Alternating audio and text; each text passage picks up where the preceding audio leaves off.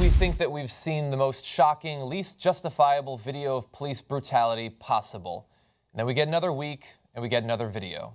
And so I want you to take a look at this. It's obviously extremely graphic. What you're going to see in this recently released cell phone video is two San Antonio area police officers gunning down Gilbert Flores as he stands with his hands in the air.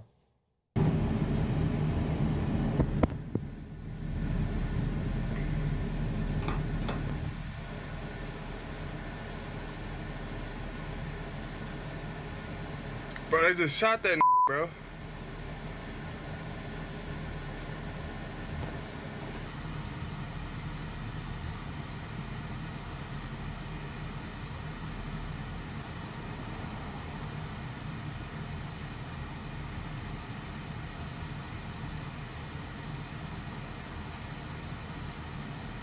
Yeah, that fool dead.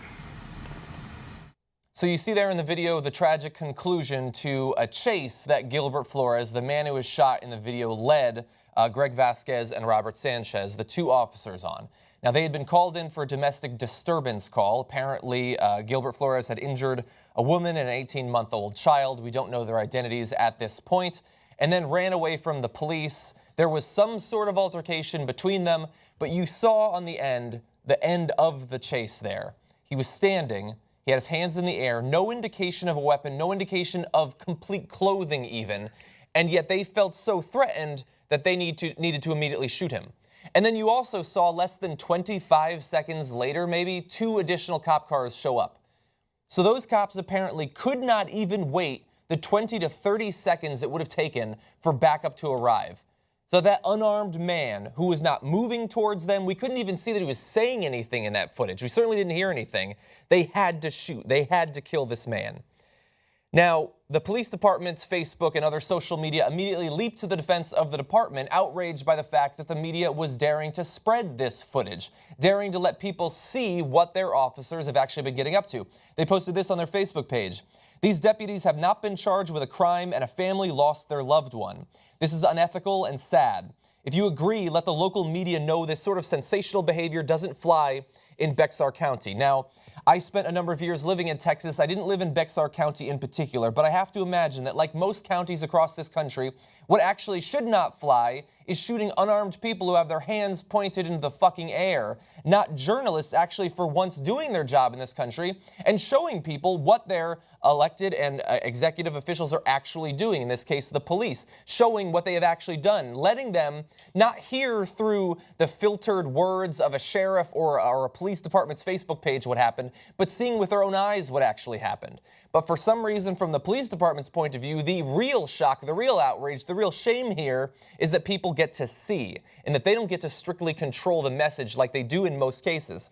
So here's their attempt to actually do this. You're going to hear here the words of a sheriff who says, "Certainly what's in the video is cause for concern," which I think is putting it somewhat mildly, "but it's important to let the investigation go through its course so that we can ensure a thorough and complete review of all that occurred, of the evidence and the actions of the officers."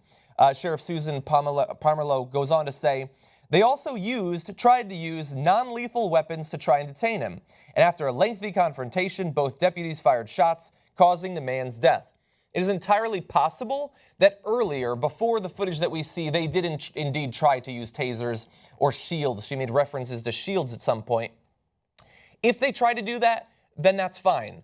That doesn't mean that later on, if the man is standing facing them, not moving, with his hands in the air, well, shit, they've been inconvenienced for 5 or 10 minutes. It's perfectly justifiable to gun the man down now. We were talking about this story earlier in the production meeting. If you send in a hostage negotiator, you don't give him 5 minutes and then, well, shit, we got to leave eventually. Let's bomb the building. You use the non-lethal fucking weapons as long as you need to. It doesn't matter if it takes 10 minutes, 20 minutes, 30 minutes. You don't gun down a person, especially when backup is mere seconds from arriving. And I love the language that they use. After a lengthy confrontation, they fired shots. That is entirely true. But I don't care what happened the 10 minutes earlier, the year earlier, their entire fucking life earlier. You saw the minute before he was shot. There was no justification. It doesn't matter what happened 20 minutes ago. The guy didn't have a fucking weapon. He wasn't moving towards them. What the fuck do they think they're going to find in their investigation? I can't think of anything, any possibility that wouldn't make me sound like a crazy person to even postulate that he could have said to them or done previously to give them any reason to think that this was what they had to do. And so there's going to be the investigation, and of course it's in the interest of the sheriff and the police department for you to calm down and let the investigation go on. Don't ask any questions now. They've been put on review right now. They haven't even been charged anything. You can gun down someone who has no fucking weapon, whose hands are in the air, and there are no immediate charges in America, despite the experience of the past couple of years and what we've seen about police brutality in this country. And by the way, what we've also seen in the media, because of course we've seen in the wake of Ferguson, we have Black Lives Matter, we have Hands Up, Don't Shoot, and we saw that systematically mocked by conservatives, by liberals in the media. It didn't matter if it was Fox News or CNN or MSNBC. Oh yeah, of course they're complying. They have their hands in the air. Sure, that's what they're doing. And they laughed and they laughed and they laughed. But now we can fucking see it with our own eyes. That guy had his hands in the air. Imagine if you were in that place. If you had committed some minor infraction, whatever, some violent crime, but you are surrendering there, they could easily fucking take you into custody and your hands are in the air. You put your hands in the fucking air and they shoot you. So they laughed before, but now we can see. We can see that he actually complied, and we can see how fucking desperately we need fundamental change, a fucking revolution in how we train our police and what we allow them to get away with on a daily fucking basis in this country. That's my final judgment.